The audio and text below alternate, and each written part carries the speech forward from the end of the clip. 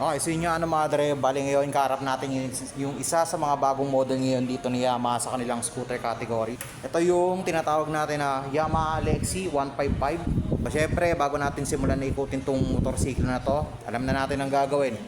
Intro muna tayo.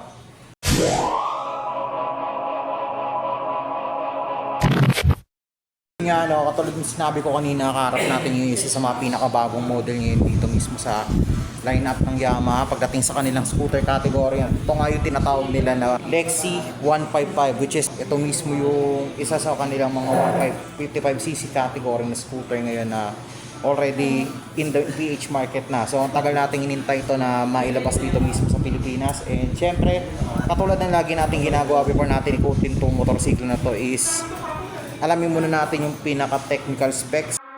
RTMS.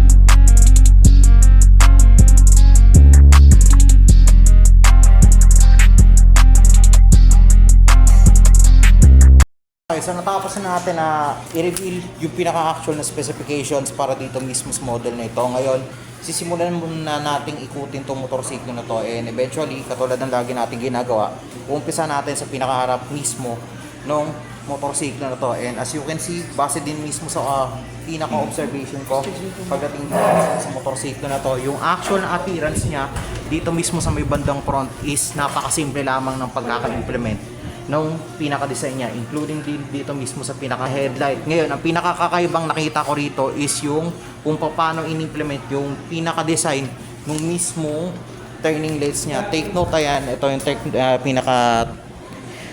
turning lights niya, kaliwat kanan yan. So, ito pinapagana pa to ng bulb type na ilaw dito mismo sa model na ito. Samantalang itong nasa baba naman is yung daytime running light niya dito mismo, tsaka yung kanyang headlight is ginagamitan rin siya ng LED na ilaw para dito mismo sa model na ito. Ngayon, bukod pa rito, isa pa sa mga naobserbahan ko rito, dito mismo sa ribbon ng harapan, kung mapapansin nga natin mabuti na hindi ganun kalaki yung kanyang visor dito. Saktuhan lang talaga siya, tamang-tama lang na fitting and size nito para dito mismo sa design na meron dito mismo sa motorsiklo na ito.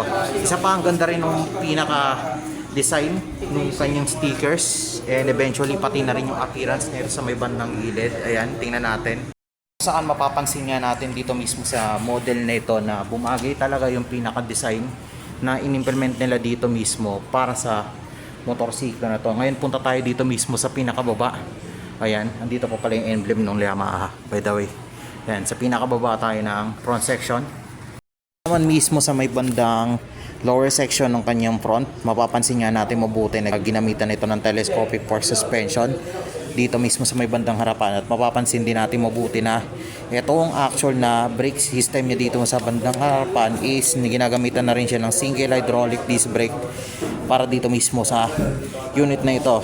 Mapapansin din natin yung kanyang front is naka wheel mags, plus itong actual na gulong niya is good for city riding na rin at the same time. So take note, tubeless to, and meron itong tire size na kung di ako nagkakamali is by 90 by 14 dito mismo sa harapan na gulong nito. May engine cover din sa likod, tapos tama lang din yung pinaka size nung mismong fender dito mismo sa may bandang harapan na sumasakto lang para i-cover yung pinaka taas na gulong nito, since meron naman siyang engine cover dun sa may bandang likuran. Ngayon punta tayo dito mismo sa kanya rider section.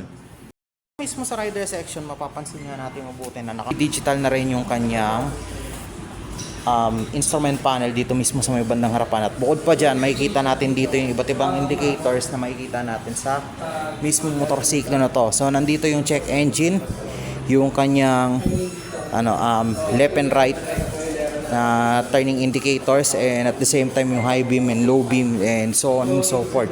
Tapos ito yung pinaka-actual na itsura nung kanyang mismong digital instrument panel. Ayan, mapapansin nyo dito mismo sa bandang gilid yung pinaka-itsura na ito. Since ayan, hindi ko siya mapapakita ngayon dahil itong actual na itong unit na inaano natin dito, pinapakita natin yan is hindi pa activated. So magpapakita na lang muna ako sa inyo nung mismong image na kung ano nga ba yung itsura ng pinaka digital instrument panel nito para dito mismo sa motor na to. So isa pa sa mga naobserbahan ko dito sa motor na to is ang handlebar dito mismo sa part na to. So which is ito, medyo may pagkakaiba lang ng konti since ito bagyang mas malalim to compared dun sa Yamaha NMAX 155 na available natin dito, and also di pa rin naman nawawala yung pinaka emblem nung mismong brand ng Yamaha dito mismo sa may bandang gitna. Bukod pa dyan, alamin natin kung ano pang mga controls na mayroon dito.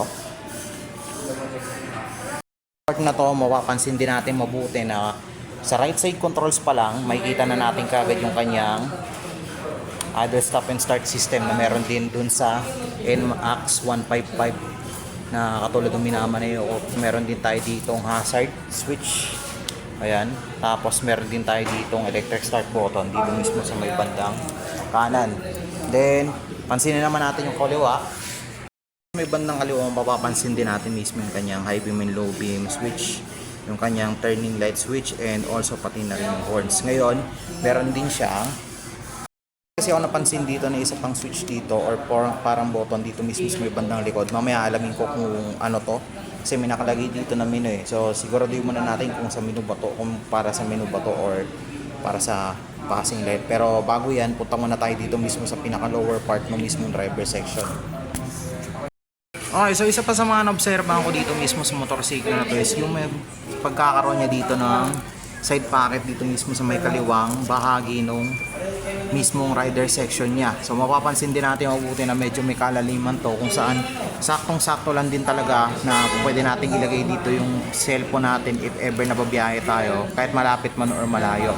Then also mapapansin din natin mabuti na ito halos complete package na rin to kasi bakit? Meron na rin siyang included na USB charging port dito na if ever na malobat tayo anytime, anywhere, kung saan man tayo pumunta is pwede natin itong gamitin para mag-charge ng mismong cellphone natin para dito mismo sa motorsiklo na to. And also napakagandang bagay rin kasi na meron tayo nito in case of emergency na malobat tayo, like for example wala na tayong kahit anong lugar na pwede mapag-charge ng mismong phone natin, is pwede na natin dito mismo i-charge yung mismong phone natin dito mismo sa motorsiklo na to.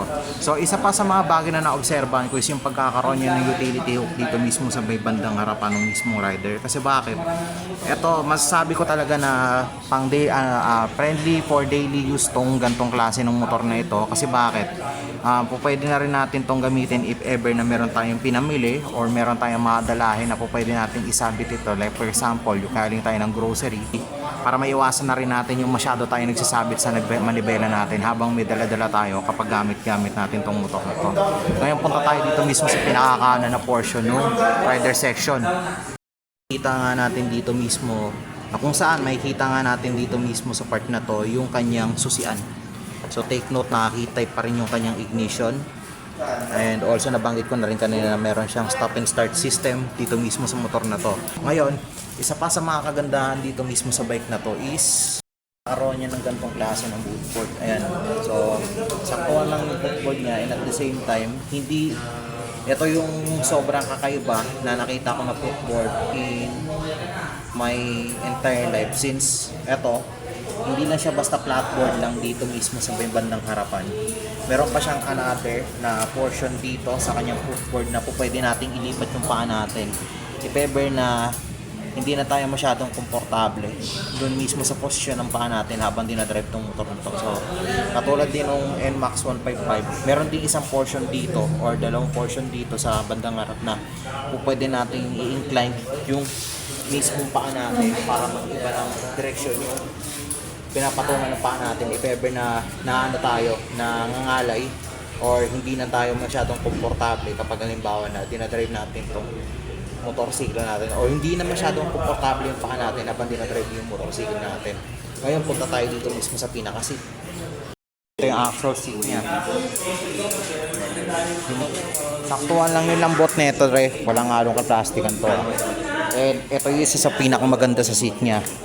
malawak yung sa rider section. So kayang-kaya nito magbigay ng comfortability para dito mismo sa motorsiklo na to, especially sa rider. Ayan. Tapos OBR, saktuhan lang din yung size ng kanyang bandang likuran. Ayan.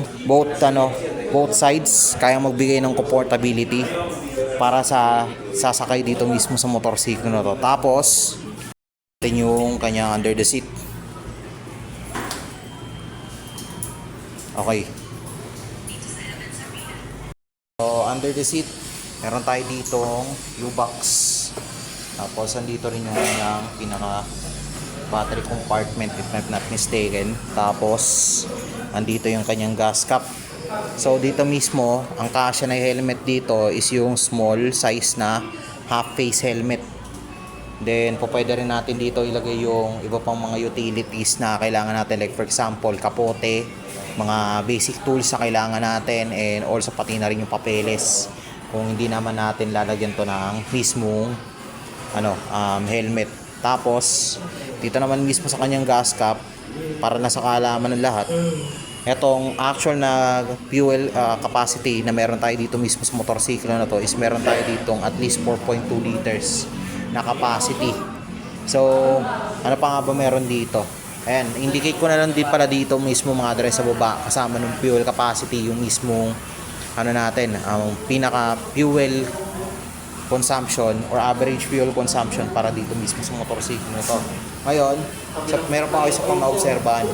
Mismo sa ilalim nung mismong seat niya is pwede rin tayo dito mismo maglagay ng screwdriver dito sa ilalim. I think halos lahat naman ng Yamaha units may ganito. Ang ganda ng tingnan na meron silang ganito mismo, since bukod sa pwede tayong maglagay ng basic tools dito is meron din sila lalagyan ng screw dito mismo sa may upper portion. Dito mismo sa naobserbahan ko dito mismo sa unit na ito, ayan, ito yung kanyang OBR foot peg. So may kahabaan to, mahaba to. Yan, yun yung isa sa mga kagandahan dito kasi sapong-sapon nito yung width nung paa natin if ever naaangkas dito yung OBR natin. Plus isa pa sa mga bagay na naobserbahan ko dito is naka-single shock suspension ito dito mismo sa may bandang likuran. Ayan, pero sure, tama ba? Oo. Take note madre na adjustable to. Tapos, dito niya, since liquid cooled to, tapos merong rubber covering dun sa may bandang likod para malesin yung dirt intake papunta dun mismo sa pinaka-engine bay niya. Ayun. Sporty look na rin yung kanyang exhaust dito with matching heat guard na rin. Tapos mapapansin din natin mabuti na ganda ng pagkakalagay ng chassis niya dito mismo. Teka, i-zoom natin. Mapapansin natin na napakaganda ng pagkaka-assemble ng chassis niya dito mismo sa may bandang likuran. Plus etong kanyang wheel mags. Ngayon punta tayo dito mismo. Ano nga bang braking system ang meron dito mismo sa motorsiklo na to? Base na rin kasi sa pagkaka-obserba ko, naka-drum brake itong bandang likod. Ayan, so naka-drum brake itong likod nung Lexi. Punta naman tayo dito mismo sa kanyang rear section. Ito nakalimutan ko pala itong banggitin, yung grab bar niya. Ayan, ganda rin ang pagkaka-finish ng pintura dito. Then also yung tail niya, ayan, ang ganda rin ang pagkaka-design. So take note, naka-valve type pa yung kanyang turning lights dito mismo sa may bandang likod. Tapos itong nasa bandang gitna naman is naka-LED na rin itong kanyang pinaka-taillight dito. So take note, valve type yung kanyang turning lights dito mismo sa may bandang likuran. Then also naka-LED na rin itong kanyang pinaka-taillight dito mismo sa may bandang likuran. Tapos pansinin natin mabuti yung kanyang fender. Meron siyang reflector dito. Tapos meron din siyang plate light na indicated para dito mismo sa kanyang plaka. Tapos saktong-sakto lang yung kanyang size para dito mismo sa gulong na meron dito sa Lexi 155 natin. Ayan. Ang ganda, 'di ba? So, mapapansin natin na halos sapong-sapon niya na yung buong gulong dito mismo sa may bandang likod para di naman masyadong matatalsikan yung OBR natin once sa pag nagmamaneho or minamaneho natin itong motorsiklo na to. Ngayon, ito na lang ang tanong. Kamusta ito kapag halimbawa na sinakyan ito na katulad ko na merong 5'5" and a half ang height, or sabihin na lang natin na Asian friendly ba itong motorsiklo na to? Malalaman natin. Punta tayo sa harap. Alamin natin kung ano bang magiging lagay natin pag sinakyan tong motor na to. So, ayan.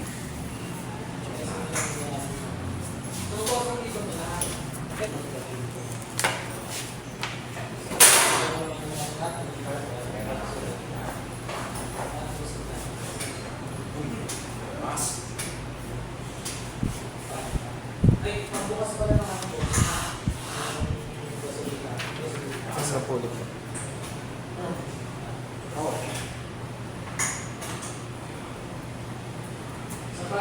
Observation ko habang sinasakyan ko tong motorsiklo na to. Itong motor na to is medyo may pagkatiptoe po sa akin, especially 5'5 yung height ko or 5'5 and a half yung height ko. Then also isa pa sa naobserbahan ko, manageable pa rin naman tong motor na to kahit na medyo kahit na nakatiptoe ako dito, and eventually kaya pa rin naman siyang i-balance based mismo sa experience ko dito. So bukod pa dyan, isa pa sa naobserbahan ko dito is komportable siyang dalhin or komportable siyang sakyan, especially naka-upright position yung actual na pag-upo natin dito mismo sa motor na to. And also hindi tayo ganun ka mahihirapan if ever na ibabiyahin man natin ito ng malayo or gagamitin natin ito pang daily. Yun yung isa sa na-obserbahan ko. Then also turning radius, goods, malaki din yung lawak o yung sakop ng pagliko nito since ito ay considered as another type of maxi scoot. Given naman na maxi scoot siya, malaki rin talaga magiging turning radius nito, and at the same time kapag may mabigla ang liko, like for example kailangan natin bumalik, ayan po pwede natin iliko agad tong motor na to para makabalik tayo dun sa specific na lane or opposite lane, or kailangan natin lumiko dun sa pinaka opposite lane para makabalik tayo dun sa pinanggalingan natin if ever na may nakalimutan tayo or what. Then yung palang halos lahat ang mabibigay ko na observation para dito mismo sa motorsiklo na to, since hindi ko pa naman siya nadadrive, hindi ko pa naman siya totally na-experience sa dalhin sa kalsada. So as of the moment, hanggang doon lang muna yung kaya kong ibigay na observation regarding with this model. So tapos na tayong ikutin tong motorsiklo na to, syempre ngayon alamin naman natin yung pinaka-actual price na meron dito kay Yamaha Lexi 155. So ayan, flash natin sa screen. RTMS.